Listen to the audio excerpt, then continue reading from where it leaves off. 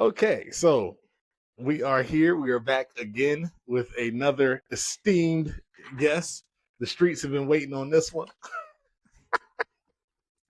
So please, before I introduce you, please tell me your name, your job, your years of service in this job, and your favorite quote in education.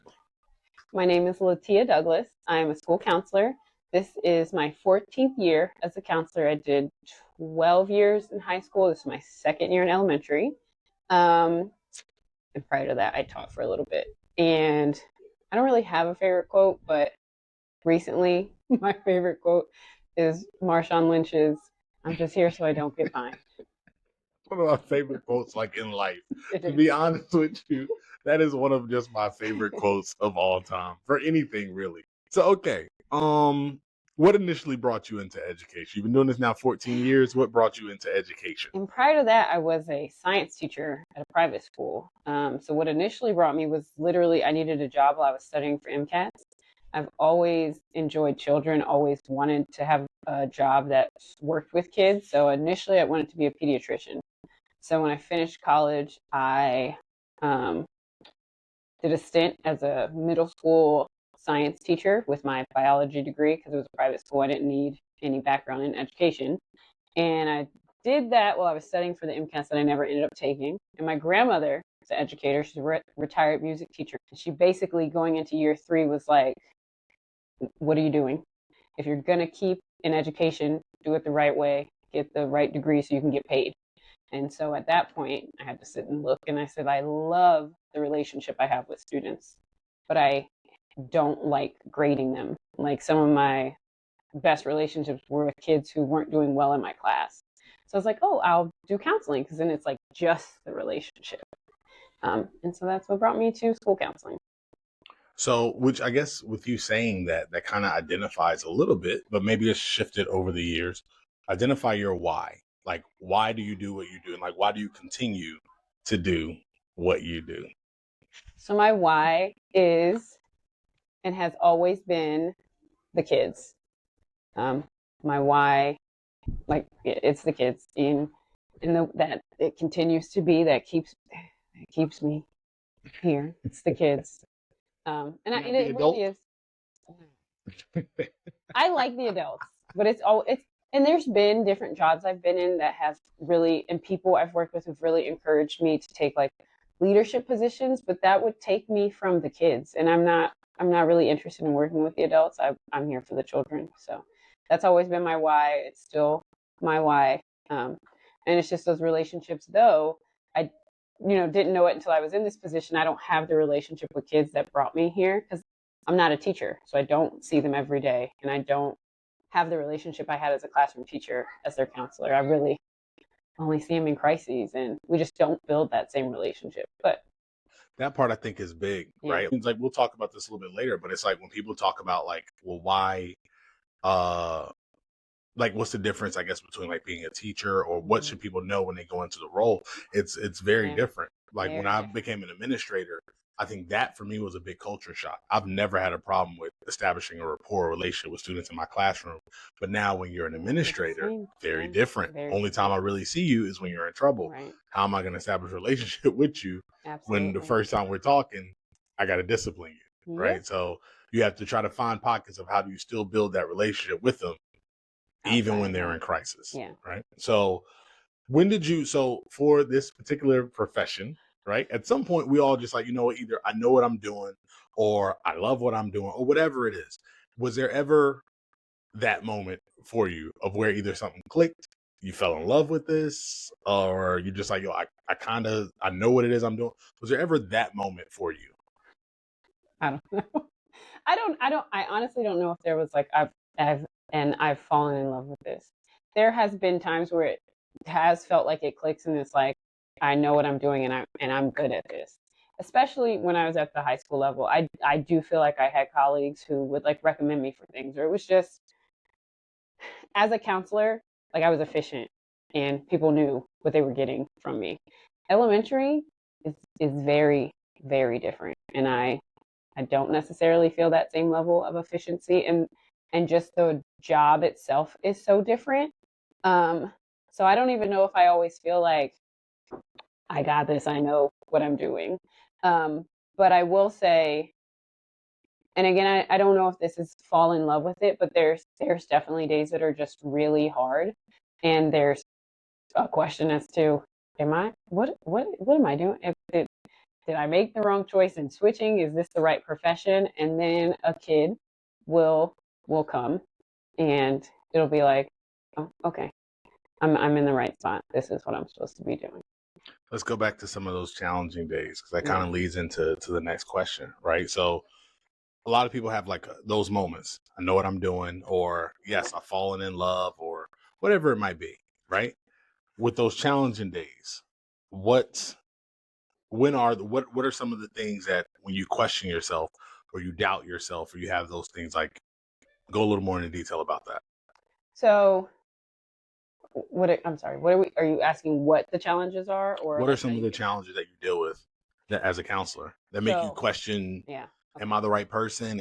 Should I keep doing this or whatever it is? So for me right now, it's truly the transition from high school to elementary. It's a completely different job, even though the title is the same. In high school, we deal, so as a counselor, we have our three places that we work with kids academically, personally, socially, college career development, like future exploration. And that, of course, looks different at different grade levels. Obviously, in elementary, I'm not talking college the way I would in high school. But just in general, as a counselor, it is so different. And then coming from high school where you're on a team, and especially where I was before, there was a team of 6 of us counselors. You're never like truly in it alone. And because it's high school and there is a ultimate end goal for each student, that graduation, what we do is very aligned with that. So there's just must do's that as a high school counselor, you do. At elementary, the world is your oyster. Your program is what you want, what your school needs, which is not necessarily a bad thing, but for someone coming in who's never done it before and then coming into a program that wasn't really established, so it's not even like you can just fill the shoes and it's like, well, this is what we did in the past. It's like, do whatever you want, but then you don't really have someone to tell you what it is you want. And then depending on the school and the issues at the school, your role can be totally changed. Like as an elementary counselor, there's a lot of responding to behaviors that you do not do in high school. And so at some schools, that can be all of your position, which is not really what the counselor should be doing. But if you don't know your boundaries and can't like work with your admin to not only be doing that, that could become all you do. So it's just it's a it's a big transition. And so for The me, literally my second week, I think, in this role, I I walked home with a student. Whereas in high school, I never did that. But like, a 6-year-old leaves the building, they can't go by themselves. So we like just tailed them all the way home. And for me, that was one of my first, what, what is happening? Because again, after 12 years in high school, I'd never followed. We don't want high schoolers to leave either, but if they leave the building, they leave the building. We can't bar them inside. And so if they walk out, they walk out. We weren't necessarily following them. A 6-year-old, you got to follow them. Yeah, and plus too, I feel like it's a major transition going from a team of six to a team of one. What? What we got going on? We are. This is a place Sorry. of business here, Miss Douglas. What That's is it? scary. Have the vibes in the counseling Nah, office, that's very fine. calm. So the candle helps usually. It's never bubbled like that before. That's fine. So okay, in your role, right, and I feel like this question is especially important.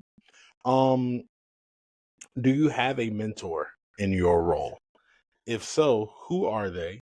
Why are they your mentor? And if you do not, do you want one?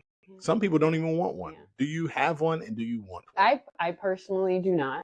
And I don't know that I really ever have. So what Howard County is great about doing when you enter as a counselor is they do kind of set you up with like a mentor. So my very first year, I did have a mentor who was at one of the other high schools. But like I think I saw her prior to the school year starting, and she gave me like a little goodie bag, and then like we never really touched base again. And part of that is on me. I personally am not great with asking for help. But more than that, I worked on a team. So instead of going to her, I just went to my ITL. So the mentor situation, and you really only had that when I started 14 years ago, you only had the mentor for like a year. Now they do a cohort of like 3 years, which is again awesome. And that program is very helpful. And they've even reached out to me to be a mentor in years past. So outside of that, I've never really had like a mentor as like a counselor, other than again, people I've worked with. My ITLs have always been like a mentor in some capacity. Um, I don't have one anymore because it's, that the team just looks different at elementary school.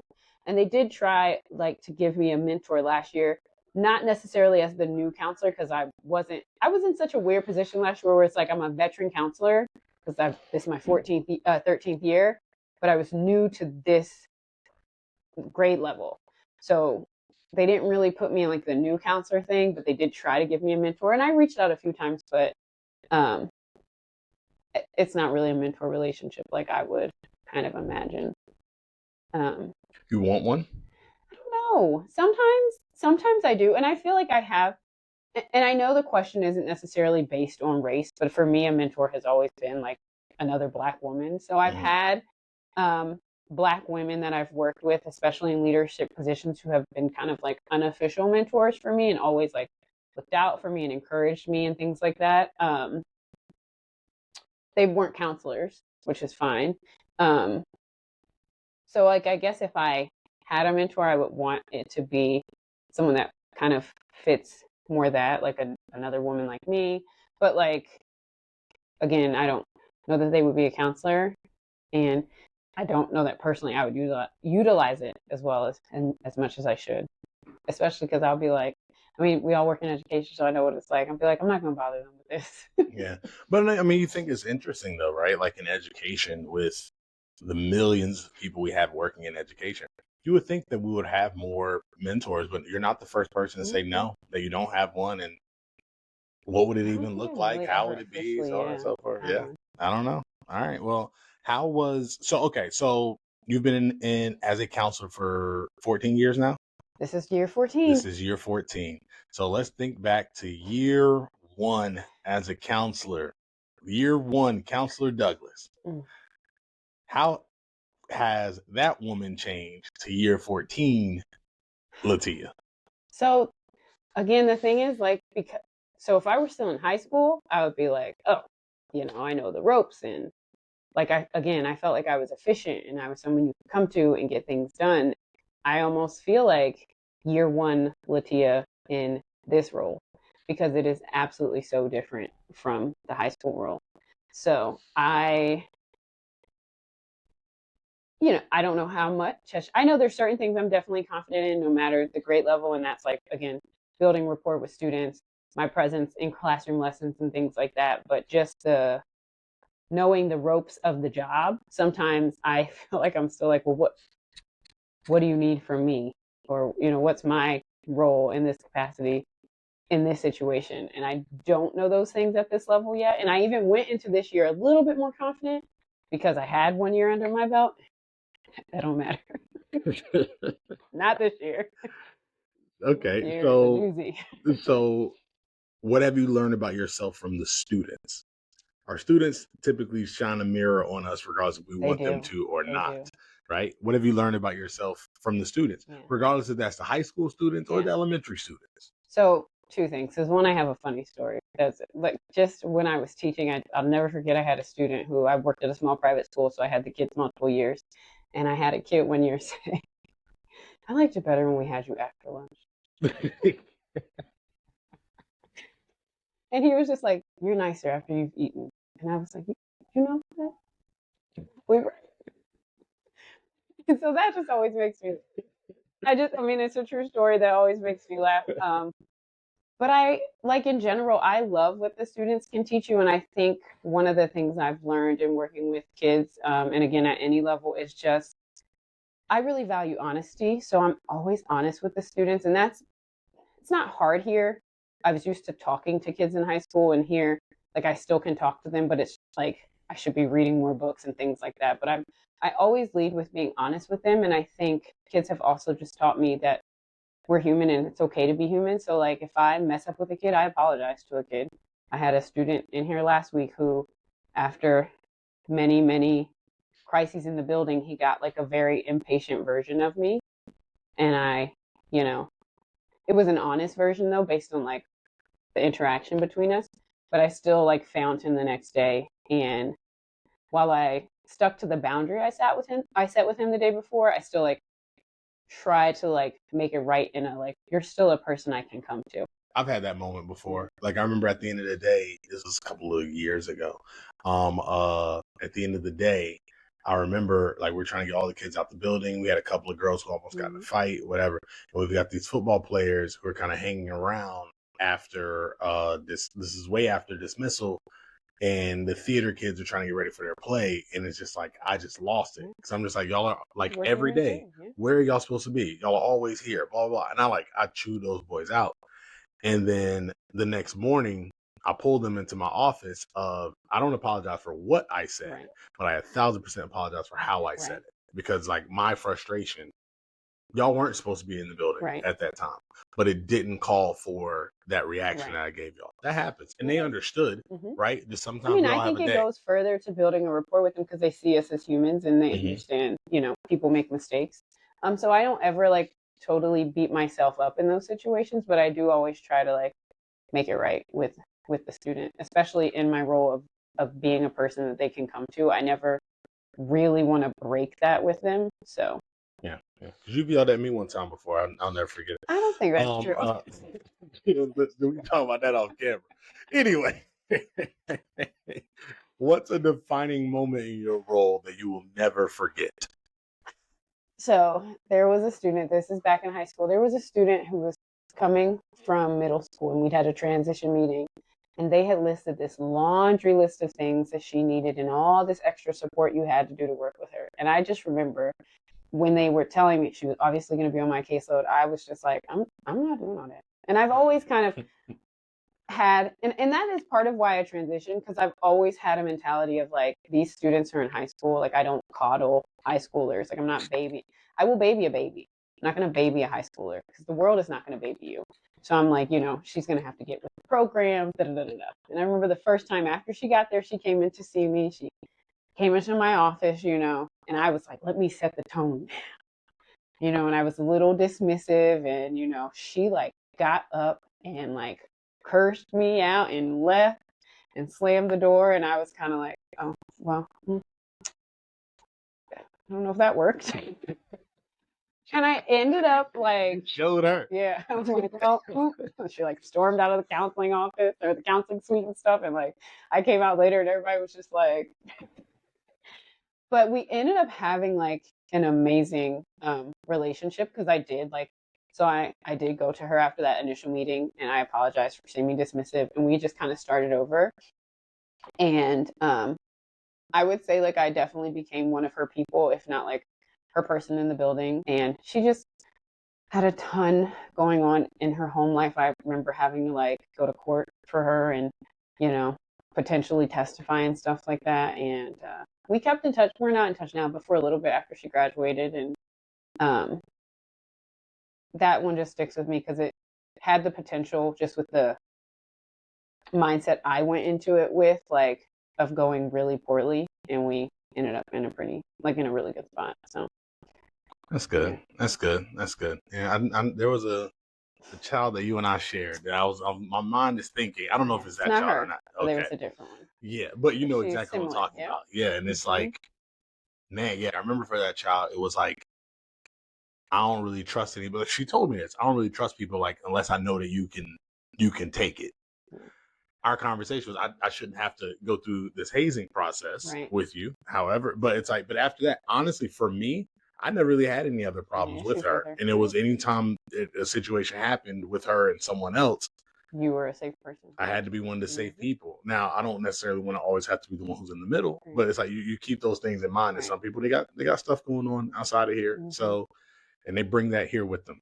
So with all that being said, though, which is that balance of like, yes, we get that you bring this with you and just being trauma informed, but also there's still a level of accountability and like standards that we're working to. It's hard to sometimes balance all that. So, and with that, but that kind of leads into the next question, right? Which is like, what value does your role as a counselor, what value do you feel like it brings to a school or a community? So, like I said before, like our job really falls down into like, we advocate for students in those three main areas: academics, personal social development, and like college career readiness, future exploration. But in all honesty, like even with those, when I really think about it, I just feel like we are a partner in the building. So we are a partner for kids, and it looks different at each level. Like even when I go in now, like I'll tell kids like I'm a person who can help you talk to teachers. Now, granted, it looks very different here because they're with the same teacher all day. We rarely have kids who need help talking to a teacher here. But like in high school, sometimes I would have to be that like go between or like kind of set something up with a student and a teacher to get on the same page. So like partner for students, we're a partner for staff, whether again it's like helping facilitate that conversation with the teacher and like a tough student, or just working alongside your admin or your other SST members to help students. And we're a partner for parents, especially. Now, that part I see like a lot more here at the elementary level. The amount of parents who will just reach out, like, my child is struggling with this, is struggling with that. Like, and so just, and sometimes I will say, I get those emails on top of everything else. And I'm like, what am I supposed to do this? But like really they just want to know that there's someone else there who like cares. So like it could literally be like I check in one time and they feel like I've done like everything, so like I said, so we're just a partner in that way, and we can only do as much as a kid will allow. Now here they love to come with the counselor, so usually they will be kind of open to talking to us. But yeah, I just feel like ultimately, even though when you look at the job, what we do, I really just think we are a partner throughout the building for all the different people to best help students as much as we can. Well, that sounds good. So I'm looking at becoming a counselor, right? What is something that I should know about your position before going into it? So I remember as part of my like when I decided to be a counselor, like one of our first things they had us do was interview a counselor. And it always stuck out that the lady I interviewed, who was also a Howard County employee, she was just like, no day looks the same. You can come in with all your dues that you want to do, and your day is going to be what it is. And that I have only found to be true. But also, I guess for me now, also just have transitioned, I could say to a person like, what is it that you want to do? Because if you want to work more academically, elementary is not going to be it. I like coming from high school, I don't really do anything academic anymore. Like I sat in IEP meetings in high school because again, you are working towards graduation requirements. So I was that person who went over what those requirements were. I set students up with tutors, things like that. I don't really touch much academic. Now I teach lessons.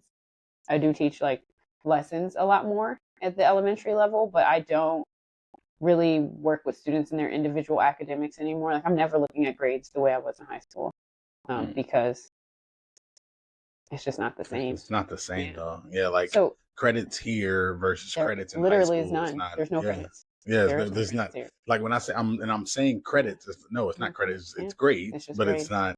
Yeah, it's not the And same. then ultimately they don't. I hate to say, but they don't mean a ton. So I mean, students are promoted no matter what. So Yeah. But here on the elementary level, and I feel like elementary and middle school, you're just developing habits. Like we're as human beings, we're creatures of habits. So right. So when you think back to a counselor in those three realms we work in, here it's a lot of personal social. High school, it's a lot of academic and a lot of that future exploration. Don't get me wrong, of course there's personal social too, but here the bulk of what we do is that personal social. There's not a ton of future. I mean, they're so tiny. We're not doing a ton of. I mean, there's a little. What do you want to be when you grow up? And there's definitely some things with the fifth grade. You help with that, like transition to middle school. But I would say the bulk of what we do goes under personal social. So for someone who wants to be a counselor, it would really be, what are you looking to do as a counselor? Because then you would need to find the best level to be able to do that. Gotcha. Okay. What's the most rewarding part of your job? The kids. It really is the kids and the relationship with the kids. Going back to like just the hard days, I will not forget. So this year is tougher. last year, and I'm stubborn too. So like I wanted this, I made this change. So even when it got hard last year, it was just like, this is what I wanted. Can't go back. I said I was changing. I said this is what I needed. But Expanding on business. there was one day that like it was just hard. And I have these like referrals that I put in my door for students to like refer themselves. And it's like, let's talk about it. And what's your issue? Is it a rain or a storm or a tornado, like really heavy kind of thing? You were having a stormy cloud day. And the tornado drives me crazy because everybody thinks they're having a tornado.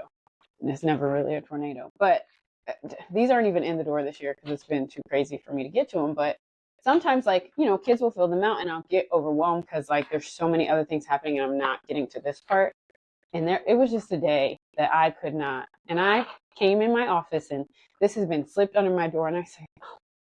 Like, they didn't even put it in the pocket. I'm like, this is so serious. They didn't slip it under the door. And I flipped it over and it said, I just wanted to say I love you. Oh, man. And that was like oh my God. That's beautiful. Oh my, and I still to this day don't know who dropped it off. They didn't write their name, but it was just one of those like I needed this at that time kind of thing. And when I really think about it, it happens daily. Now that is one of the things at this level. I go out in that to little kids, you're a rock star. I mean, I'll have kids come hug me and Miss Douglas, and I don't even always know who they are, but they like to them, you are so magic. And I think especially as a counselor, because we're not their teacher, and you know, usually if they're coming with us, you know, even though we're talking about heavy things, sometimes they don't always realize that. They just are like, I get to play with her when I talk to her. I get to color. I get to fidget. We play Uno, whatever. Yeah. So that's nice. That's nice. So that's that nice. part is definitely rewarding. Yeah, it's always like those little moments you don't expect. Those little moments you don't expect. The little note that slipped under your door. This and like saved me that day. Yeah. Now listen, and those are the things that you hold on to. So do you feel like the most rewarding part of your job aligns with the why you do what you do? I mean, I think ultimately they're one and the same. So it's just like I said, it's the relationship and the kids that keep me here, and so they are the reward and they are the why. So gotcha. Are there days of where, if you could define success, if you could define failure at your job? So I'm glad you said days, because at first I was just like, I don't like, again, in high school, it was easiest. Did they graduate?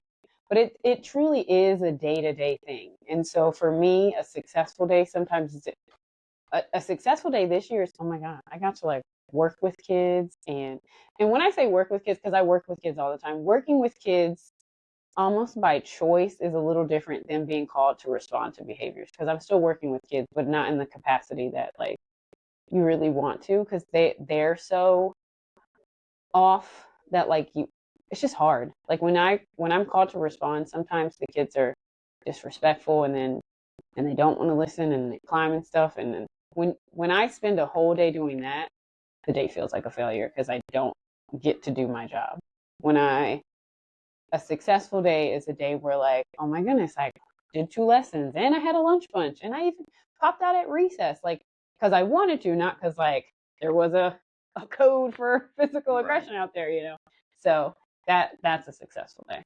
Yeah, so it's a success. I mean, what it sounds like to me is success is kind of defined as being proactive versus the failure is where all day long I'm reactive. I'm reacting to whatever the problem is. But if I can be proactive, then I can be successful. Absolutely. Easier said than done, right? Because some days it's just the day. It is what it is. But if you get to be proactive, this is success. Yes. Gotcha. Okay. All right. So, in your opinion, what's the greatest challenge we face in education today? This one is loaded. This could be, it's very loaded. It could be on a national scale. It could be on the school system. Me, in your school, it is on a national scale, and I think it's even like, and I do think even though it's not always easy, I have this really nice like experience with having been in a high school so long and now being in an elementary school. So I just don't feel like nationally we are giving kids what they need to find success across the board. And it's hard to do. I don't think we have the resources to do it. And it looks different. So when I was in high school, I remember I had a student who just like was failing everything. And he was cutting class, not cutting school. He was in the building, but he wasn't going to class. And that was one of my last years there because I was just like, what is happening?